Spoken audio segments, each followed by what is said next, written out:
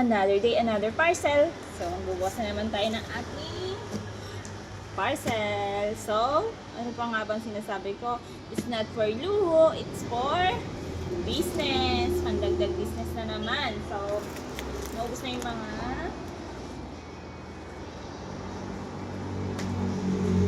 tinda nating mga pangbata. So, nag-avail na naman ako.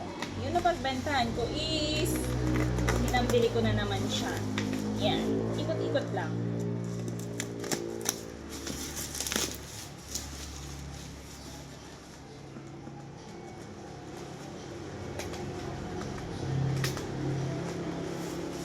Ikot-ikot lang ang puhunan. So,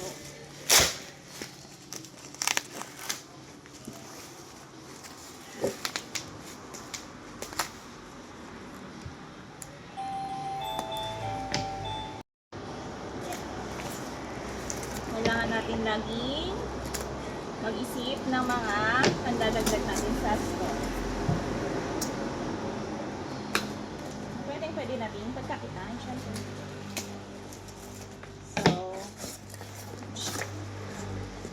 una is ito. Para sa mga bagets. Yan. Pero malamang, ang aking buena malo dito sa aking baby na naman. Malamang pag nakita niya, yan. Sa ito, sa mga pandagdag ko. Syempre, hindi mawawala ang surprise toy. Yan, tinatangkilik ng mga bagets yan. Syempre, ang ating candy bracelet. Next natin ay ang egg. Naku, Diyos ko, paborito ito ng anak ko.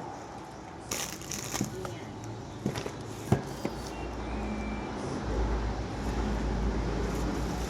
Syempre, dinagdagan ko na yung surprise toy kasi mabili talaga siya. Yan, Barbie. Syempre, ang ating pa accessories. Yan, necklace for kids na girls. Yan.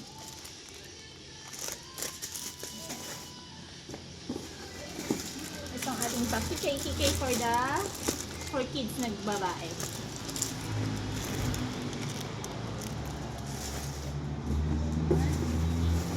Surprise again. Marami tayong surprise.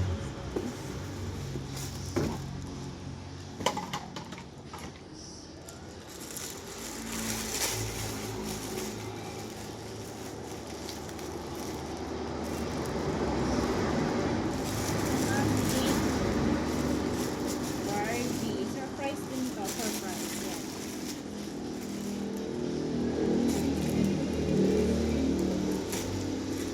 Yan. So, may pa-pastry seller na.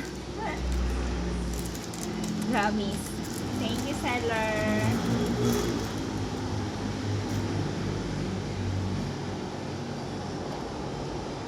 So, ito yung mga pandagdag tinda na naman sa store ni Amir. So, una is yung ating candy bracelet. Yan, sa mga kids dyan. Yan, mga suki kong kids. Tapos, syempre, ang egg. Ako, makikita to ng anak ko. Ito na naman ang surprise toy. Surprise toy na labubu. Surprise toy again na labubu. Siyempre ang ating surprise toy for kids naman to. For boys na kids. Yan. So, Barbie. Surprise toys din. And then, kikay. Yan. Kikay. Sa mga nuggets din syempre. Syempre ang ating cutie necklace pang bagets din. Tatangkalikin to ng mga bagets. Alam nyo na.